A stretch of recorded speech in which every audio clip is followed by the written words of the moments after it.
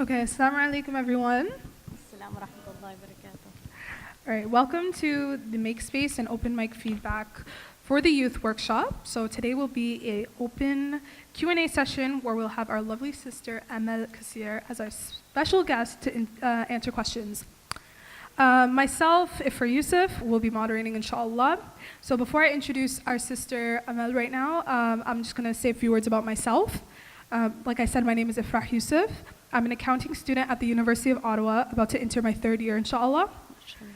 During my past 2 years at the university, I became an active member of the MSA, as well as the Somali Student Association. When I'm not in my books or at work, I like to spend time volunteering for initiatives such as the Justice for Abdurrahman Coalition, an advocacy group fighting for the justice of our late brother Abdurrahman Abdi. May Allah have mercy on him, who was killed by police last year. As well as the Somali Aid Campaign, a group of university students who are raising money for the drought in Somalia. Now onto our amazing facilitator for today. Amal Kassir is a Syrian-American international spoken word poet, mashallah. She is a 2012 Brave New Voices International Slam champion with Denver's Minor Disturbance and has featured in LA Times, PBS NewsHour, Colorado Public Radio, Westward Magazine, and the Denver Post. Wow, you have a great resume. Based in Denver, Colorado, she attends university full-time and teaches workshops to communities across Denver, performing nationally and internationally throughout the semester while picking up a shift or two at the family's Damascus restaurants. Emma has performed in 8 countries and over 25 cities, from youth prisons to orphanages to refugee camps. Her work in the community involves humanitarian initiatives for Syria, speaking out and organizing against Islamophobia, and empowering the voice of the marginalized through writing and speaking. She organizes demonstrations, vigils, fundraisers, and other educational events in Colorado and has spoken on several Colorado news outlets, mashallah. Now, we'll start with the workshop right now, so I'm just going to state some stuff, just like some housekeeping. So the objective of this workshop is to open dialogue between iLEAD, Muslim organizations such as like MSAs, masajids, and the youth, inshallah. So before we begin, I would like to lay some ground rules while we have our Q&A. When you are speaking and asking a question, please use I statements, so saying I believe something, something, something, as you are only speaking for yourself. So don't speak for a whole community or a group of people, you can only speak for yourself. When stating your opinion or maybe answering something, be constructive but not disrespectful. Also, be respectful of everyone's opinion, even if you don't share it. This is meant to be a safe space for us youth. And lastly, do not interrupt or speak over others. Let them finish their thoughts, inshallah. Also, if there are any specific questions that Sister Amal cannot answer, as we know she's from Colorado and not from Ottawa, so say if you have a question that pertains only to, say, the Carleton University MSA, we'll write them down. We have our lovely sister typing down notes for us, beside Emma, and we'll forward it to them, inshallah. Also, unfortunately, we will not be able to answer questions after this workshop. So yeah, we'll begin. Does anyone have any questions to start off? No? Okay, I'll start off the discussion, inshallah. Actually, Emma and I had a conversation earlier. We were just hanging out in the lounge. And we actually wanted to talk about, we were talking about this workshop that we're going to do, which is right now. And we were talking about how there's a bit of a disconnect between mosques and us youth. Specifically like teenagers, like high schoolers or university students. And we really talked about the big part of the disconnect is the age difference. So we know that mosques and other like big organizations are run by older people, like our parents' age, right? So, and then there's us. So how can we build that bridge and start a connection and I guess build ties, inshallah. بسم الله الرحمن الرحيم والصلاة والسلام على رسول الله وعلى آله وصحبه أجمعين. رب اشرح لي صدري ويسر لي أمري ويفقه قولي. I think I said it wrong. رب اشرح لي صدري ويسر لي أمري وحل العقدة من لساني ويفقه قولي. بسم الله الرحمن الرحيم. Hi guys, Assalamu alaikum. It's a pleasure to be here. See, I already messed up, so now you know I'm just a person, despite how fancy the resume might sound. It's a pleasure and honor to be here. I'm from the United States. I'm sure you guys have all heard about our lovely president. He's so nice. The best in the West, arguably. And so I do come here not as a scholar by any means. Inshallah, I will be beginning my pursuit of Islamic knowledge in September. I'm giving a year to study at Kassir Seminary bi'idhnillah, so I do hope to become strong with my information. So as we do discuss this, I am of you. I am a youth. I'm just a girl who grew up as a Muslim, alhamdulillah. So if I do say anything incorrect, feel free to correct me, you know, and may Allah only let the wisdom stick around, inshallah. We were talking about sort of that division between youth and the masajid. Now, realistically, in this world, yeah, we got Islamophobia. Yeah, we got people shooting up mosques. Yeah, we got people throwing rocks through my family's restaurant's windows, people yelling out hate slogans. Yeah, these are all very, very difficult, right? But the greatest, most important trial that we're dealing with right now, it isn't from the outside. It's from the inside. It's from us. It's from our masajid. It's from within our own families as well. Divorce rates within the Muslim Ummah are higher than ever. Right? Divisions between fathers and daughters, mothers and sons, and all of these things, they're higher than ever. That's the problem with that we as an ummah are facing, much larger than the hate crimes, much larger than things like that. What we were talking about before, about this age division, I will be the first to say, sorry, I get so talkative, you just touch my shoulder if I... Just so you know, I know there's young people in the room. We are, speaking as comfortably, to the audience between 12 and 21, so just keep that in mind, inshallah, in case they start asking weird questions you're not prepared for. My father lived in Syria. He was born 1959. 1960s Hamourie was nothing like Iowa in the United States. Right? The West is a whole different world. And the reason why I point this out is because I had a lot of struggle with my father growing up. Because the way sometimes we're taught hijab, and as women, I mean, this is very relevant to women. For men, unfortunately, it should be relevant. You guys should know exactly why a Muslim woman wears hijab. It was difficult because it was taught as a protective measure because our parents were so afraid of what a sexualized society was out there, that this was the opposite. This was the greatest way to protect yourself. And so sometimes it would feel super, super hostile.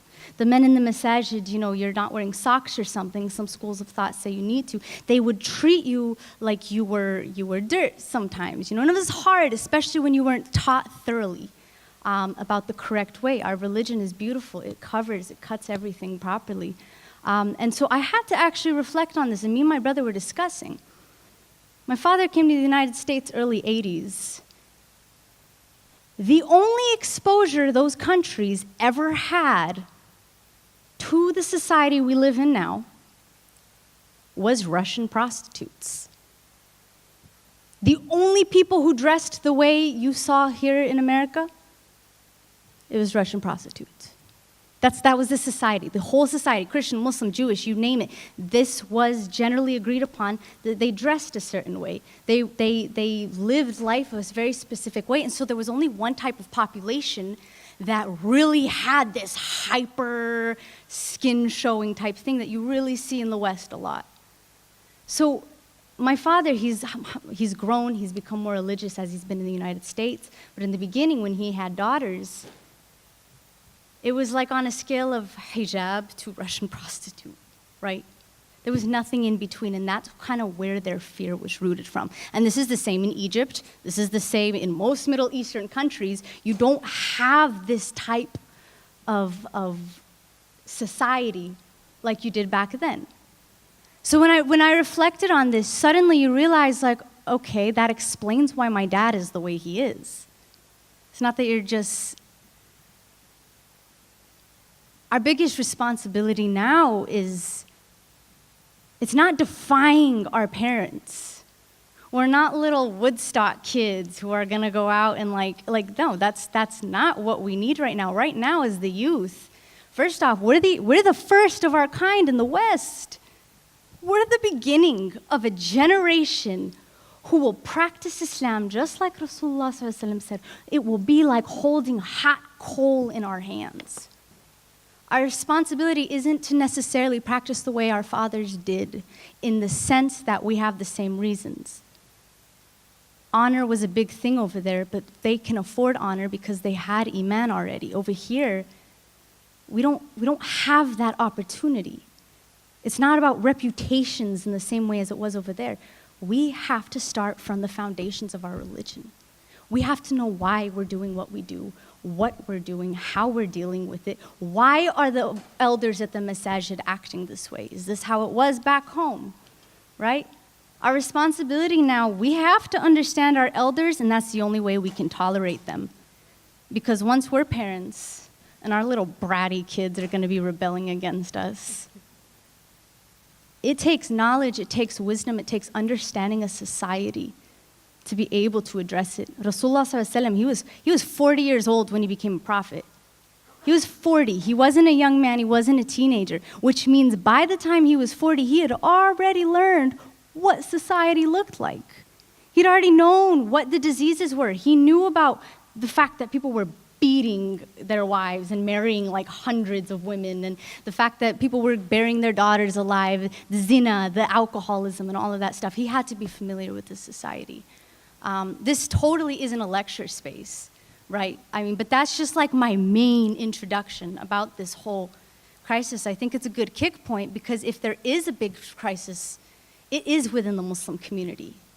There's not a lot of youth at the masajids, and if there are, there's not a lot of elders at the masajids.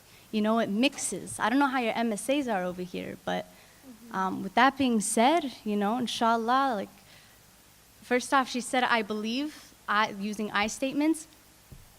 Don't be shy. Write down your questions. I've been to a lot of Muslim communities around the world. Again, while I am not a scholar, I am familiar with how a lot of people run their stuff, right? And inshallah, I think we should get down to a real discussion without me just talking. A little Q&A. So does anyone have any questions that they would like to say? We'll also be passing out little sticky notes and some pens if you're too shy to talk. But if you want to grab the mic is all yours if anyone wants to say anything. And if there's a question you want to discuss afterwards or something, you can write that down on your sticky note, inshallah. Oh, okay, perfect.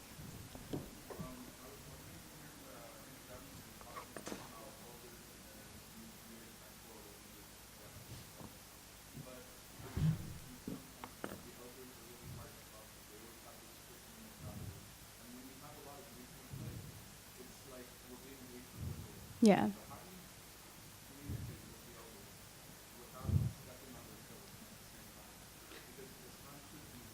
Right.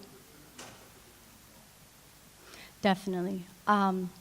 First off, I would always refrain with how things should be and look at how things are. Yes, we should all be united, but guess what? We got some very difficult old men from back home who are making it very difficult for us to do our thing here. I want to use the example of my friend Nadine Ibrahim back in Denver, Colorado. This girl grew up in a small town 75 miles from the main city. One girl, she didn't start wearing hijab until she was 21. This girl is single-handedly responsible for bringing the entire community together. Just a girl, not particularly super religious, good activist and whatever. The point was, she knew what her community ought to be like, and she knew what her trials were, and she got a lot of backlash. But you know what? She sat down at the shura councils.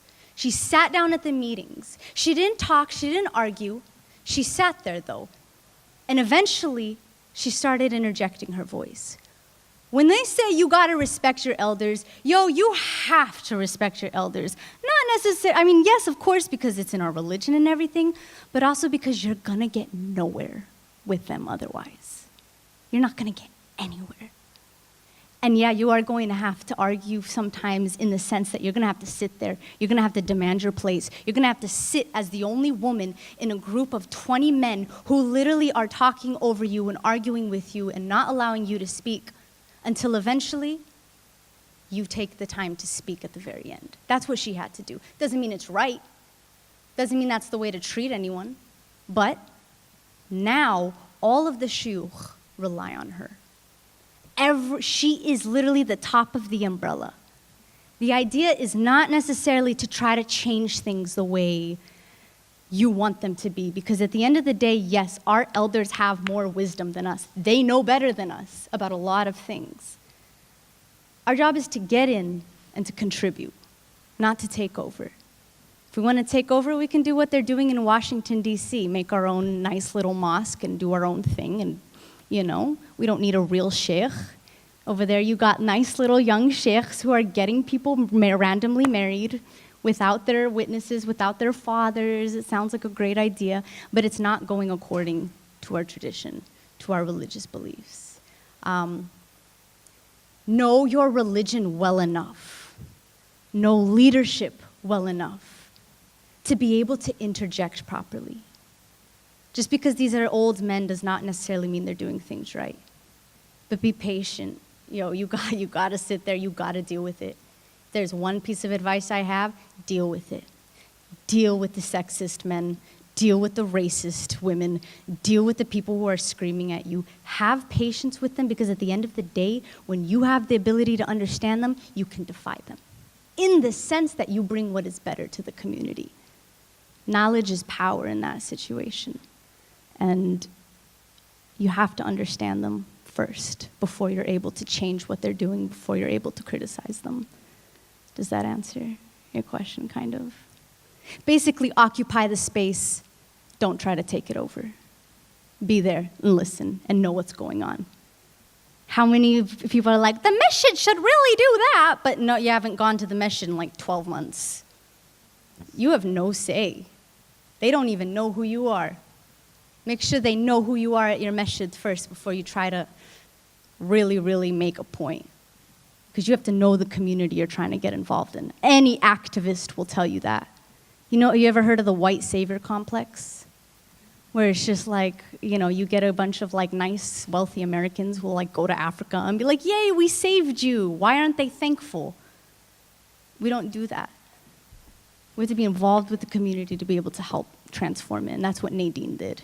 She spent months sitting at those tables with those people until eventually she had a say. Yeah. We have some questions here. Yeah, I can ask them for you. Does anyone have any questions they want to say out loud first before we go into the little sticky notes? Do you want a mic, or you can say it up? Okay.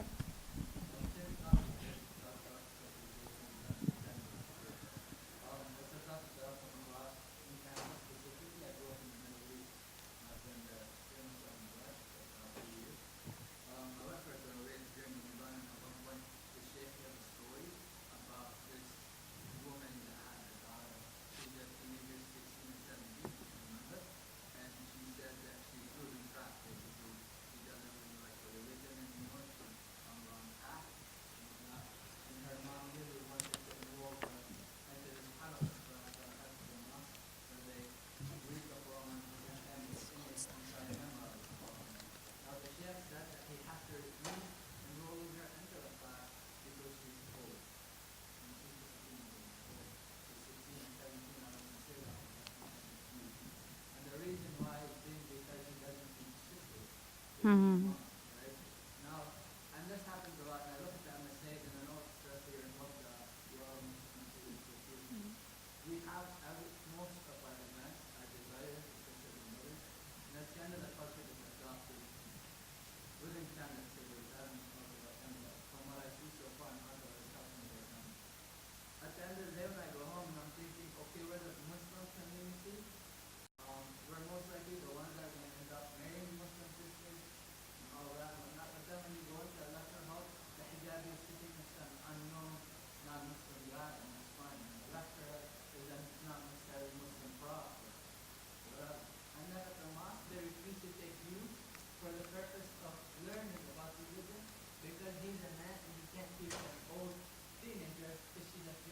Yeah.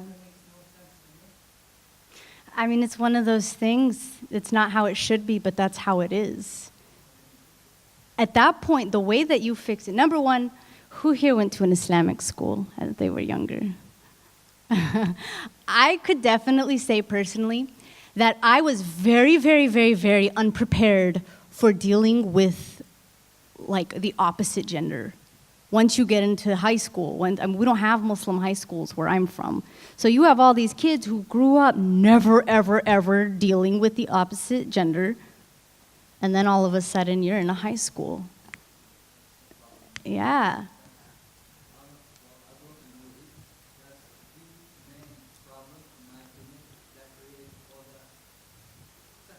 Yeah, definitely. Yeah.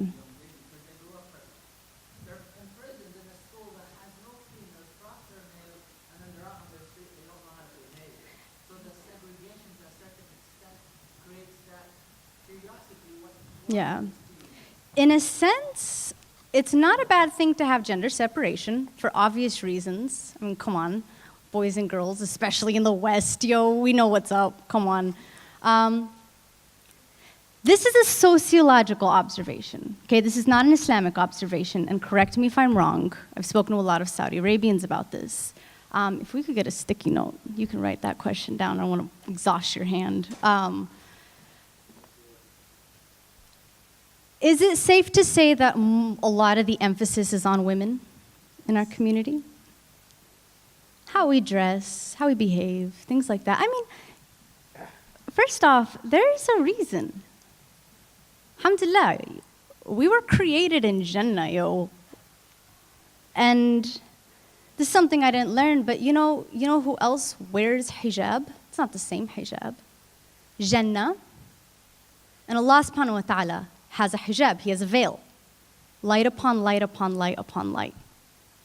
We can't see Allah, but he has a veil. We wear a veil too, right? I never learned that until like a few months ago. It really changed my perspective on hijab. There's a reason why Rasulullah ﷺ's last khutbah, he emphasized women. There's a reason for that. And if you look at our society now, no, the issue isn't necessarily that women don't dress appropriately. The issue isn't that in France they're not allowed to wear the burqa, but in Russia they want to take off everything. That's not the issue. The issue is between the father and the mother, between the father and the daughter. The issue comes from inside. How does the father treat his daughter for her to know her value? And in the same breath, while you're focusing on your girls, are you raising your men to know how to be men in any other way except that they're better than women? I know personally from my community that a big issue that we have is that, yes, a man, alhamdulillah, like we know Islamically, all of our prophets were men. There's a reason. First off, if there was a woman, you think they'd follow them? No. Those women would have been killed, and there are a lot of worse things that they could have done to female prophets. We have to be realistic about the nature of our society. But what's going on today is that, I'm pretty sure I lost my train of thought, but what's going on today is that while we're so focused on how women should be women, how women should behave, a lot of the brothers, they're not being taught how to be men. They're not being taught how to do anything but be better than a woman. You got those boys who are out at the hookah bars and like partying with the white girls or whatever, and then they see a hijabi in there, and they're like, what is this? Astaghfirullah al-azim, like freaking out, at least in Denver. This is a big deal, right? Because they can't be like that. Only boys can be like that. That's not a flaw in the girl. Yes, maybe she shouldn't be there. But how does the man view himself elevated except by the inferiority of someone else? Aisha radiallahu anha, there's a story when Umar bin Khattab, alayhi salam, he was talking about changing the dowry, like how the dowry worked, putting like a cap on the dowry. Because you all know, the ladies, you pick your dowry. You decide how much the man who wants to marry you ought to give you, whether it's wealth, whether it's knowledge, whatever it is. That is up to you as a woman. Not even necessarily your father. You, as a woman, get to decide this. Umar ibn Khattab had come and he was trying to change this and kind of put a cap on it to make it a little bit easier. Aisha radiallahu anha got up and is like, excuse me, no, that's not okay. Like she debated Umar ibn Khattab radiallahu anhu, and he was a boss. He was the toughest guy in town, man. Islam didn't become public until he became a Muslim. If we are prepared in our Islamic knowledge, that sexism, it's not going to be a problem so much. When you become a father, inshallah, if you know how to treat your daughter well, if you're the one telling her beautiful so she doesn't have to go and hear it from someone else, she's going to know her value, she's going to know her worth. And we're not going to rely on this non-Muslim community to teach us what the value of gender is. Because in this society, for a lot of women, the greatest thing you can do is get a compliment, right? That's how you know how beautiful you are, how valuable you are. In the Muslim community, no, it's knowledge, it's faith, it's wisdom, it's what you represent and who you are. Did they say only skinny girls should wear hijab? Nuh-uh. Because all women are beautiful. All women have that value. All women have that same dignity. And I think that if there was anything, I would argue that while the men are alone, they should be learning about how to be men, not about how to interact with women. I don't know if you guys know this, but the sunnah, you know how women pray behind men? If you have a problem with that, you don't know the nature of men. Just saying. But they say that the idea was that men would be in the front and women would be in the back, in the same room, right, back in the day. We've changed things around a little bit, at least in our masajid. When a boy in the back row would look behind to look at the pretty girls, mashallah, your job isn't to move the women back more. Your job is to take that boy and put him in the front row now. It wasn't that we separate ourselves more and more and more. Men were told to keep their gaze down before women were told to cover their ornaments. You know, so it's just, you have to teach the man his character while also teaching the woman her character. And teach the woman the value of herself in order for her to understand what her hijab can actually fully be.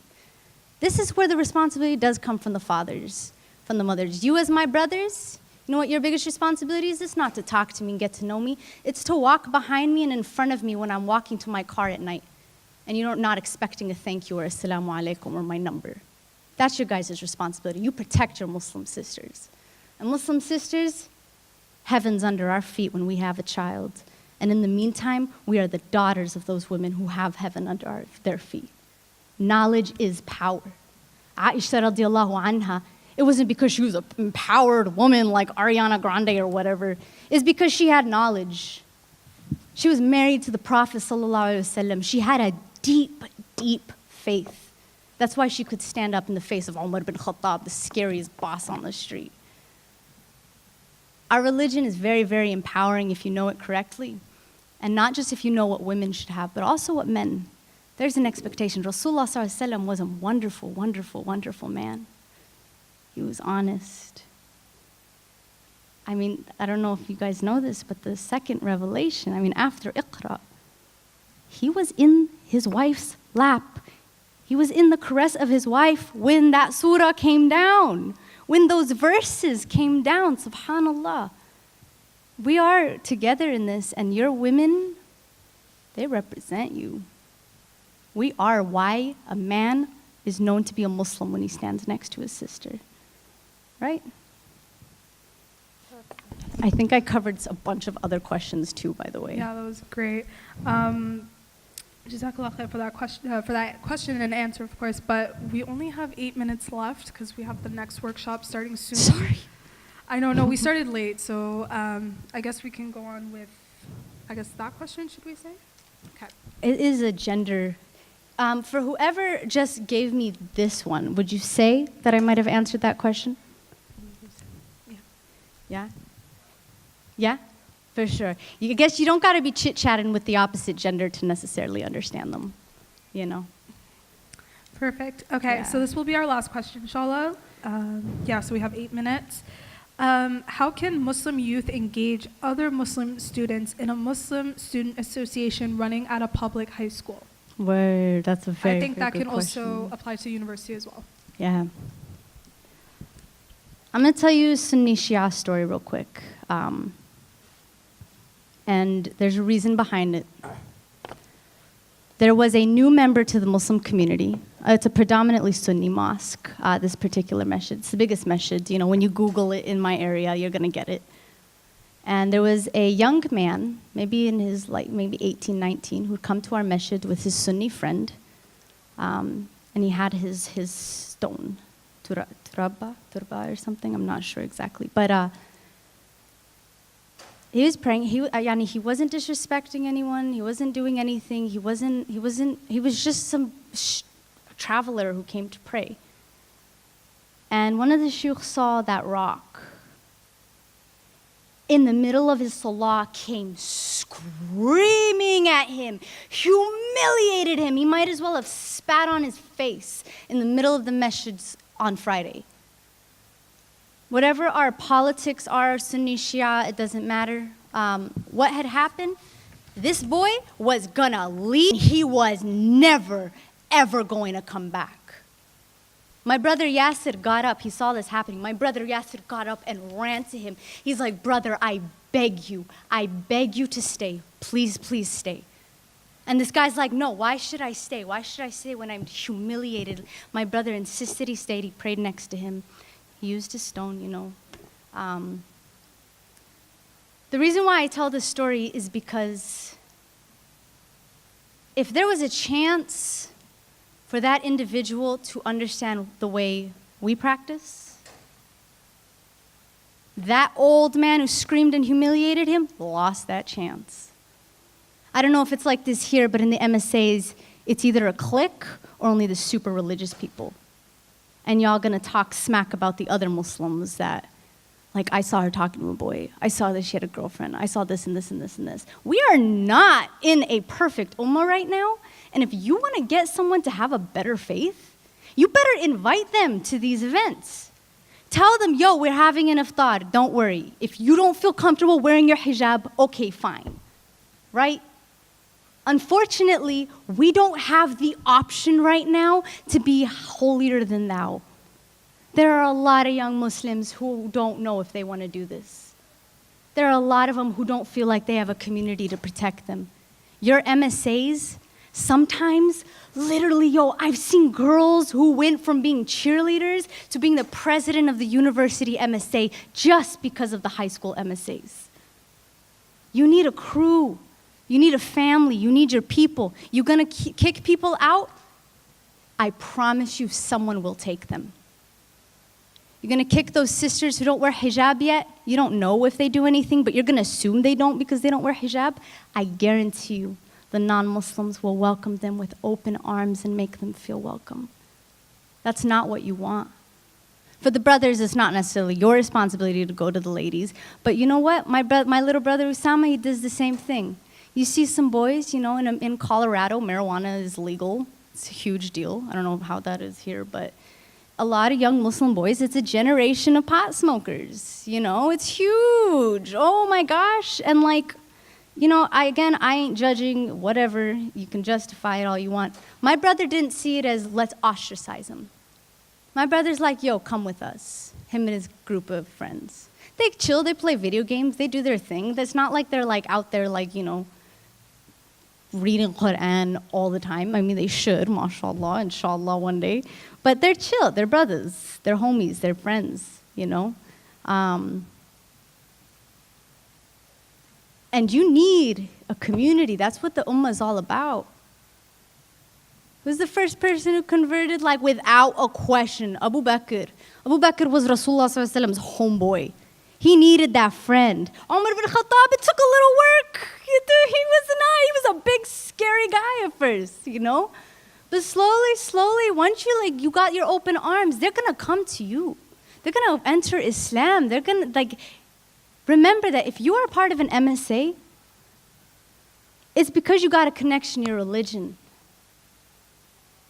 And sometimes if you are one of those people who don't feel accepted, go anyways.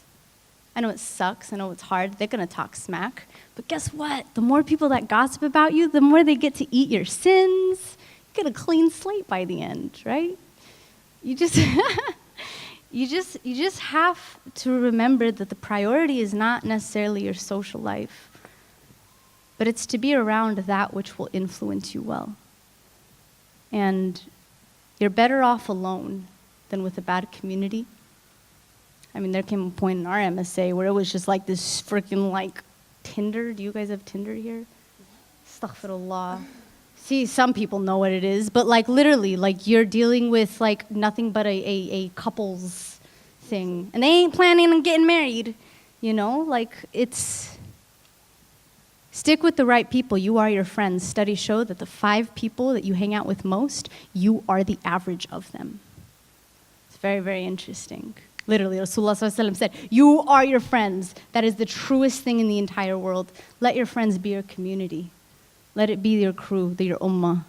You know, you guys can be working together, men and women, without necessarily having your bachelorette party or whatever I don't know. But